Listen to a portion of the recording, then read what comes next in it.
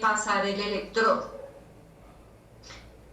Este tipo de procesos, tanto la punción como la disección, pueden llegar a tener complicaciones porque estamos creando un acceso venoso en el paciente. Usualmente los puntos donde se hace la punción o por donde se ingresan las guías están muy cercanos a los pulmones, y esto produce que haya algún tipo de riesgo de neumotórax o hemotórax durante ese momento de acceso venoso. Nosotros en ese momento pues nos vamos a valer de toda esa muy buena monitoría que hicimos del paciente, y en el momento de la punción en los minutos posteriores, en el tiempo posterior, pues vamos a tener que estar pendientes de cualquier signo de alarma que nos indique que con esa punción se pudo haber creado un neumotórax o un neumotórax por trauma en el paciente, por trauma de la punción. ¿Qué debemos mirar o qué signos o síntomas son de alerta en estos casos? Que el paciente esté con disnea, que haya una caída súbita de la oximetría, que los patrones respiratorios del paciente no sean anormales, que estemos viendo en el trazo electrocardiográfico taquicardia en el paciente, y estos procesos pues pueden llegar, dependiendo de su gravedad, a producir shock y colapso en el paciente. Entonces la idea es poder estar pendiente del seguimiento del paciente, de la monitoría del paciente, y poder detectar cualquier signo de alerta para comunicárselo al especialista. Una vez que ya se tienen los accesos venosos, que usualmente se hacen por la subclavia o por la vena cefálica, hay otras vías de acceso, pero ya son vías muy puntuales para casos específicos de los pacientes. Las más utilizadas es la subclavia y la cefálica. Teniendo las guías, preservando ese acceso, pues se continúa con la creación del bolsillo del marcapasos. Este bolsillo del marcapasos pues es simplemente crear el espacio para sostener el generador de marcapasos. En este bolsillo de marcapasos usualmente se hace subtérmico. Es un bolsillo que no tiene mucha profundidad. En algunos pacientes y en algunas condiciones especiales se hacen bolsillos submusculares, por ejemplo en pacientes que sean muy delgados, que no tengan mucho tejido adiposo acá en esta región subdérmica, que la piel sea de muy mala calidad o sea muy delgada, sobre todo en pacientes de edades avanzadas, pues es preferible hacer un bolsillo submuscular para evitar abrasiones de la piel, porque cualquier abrasión pues es paso a la infección, y ya sabemos lo complicado que puede ser este proceso para un paciente, y mucho más si es un paciente de edad avanzada, que usualmente tienen más comorbilidades que lo complican.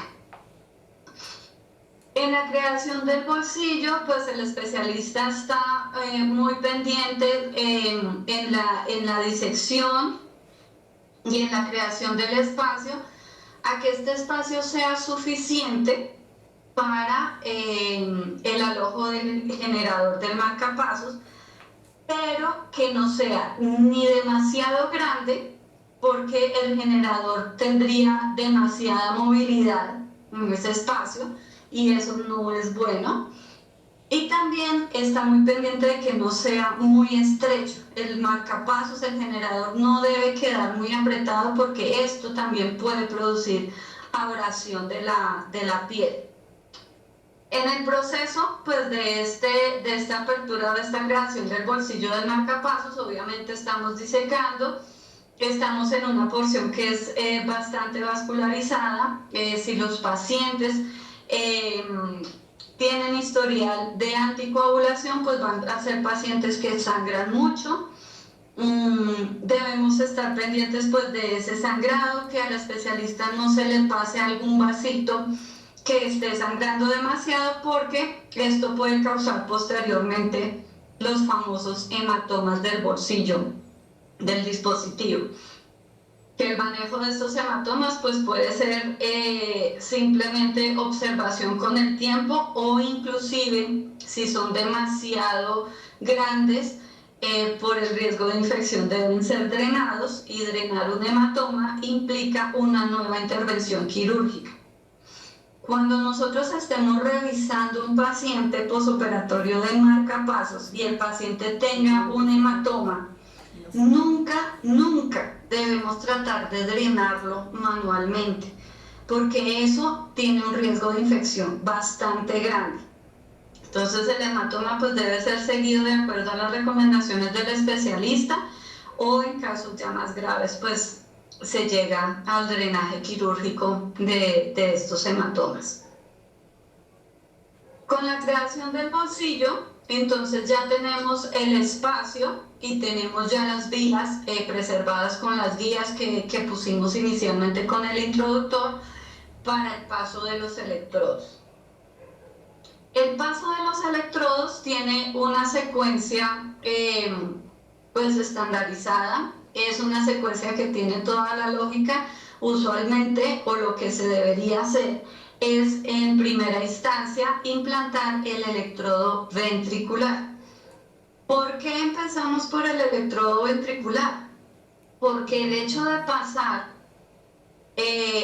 un cable, un agente pues que no es propio del sistema cardíaco, puede producir algunas alteraciones. En algunos casos las extrasístoles que se producen con el paso de los electrodos inhiben el ritmo propio o los focos ectópicos de estimulación que puede tener en ese paciente o en ese momento el ritmo del paciente.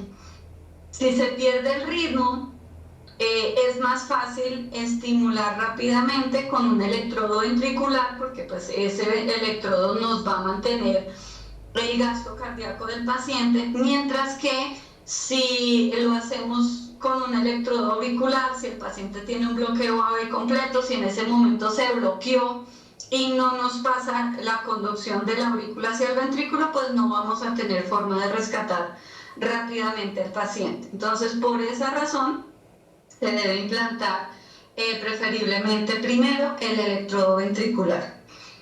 Este electrodo usualmente es de una longitud mayor que el que ponemos en la aurícula.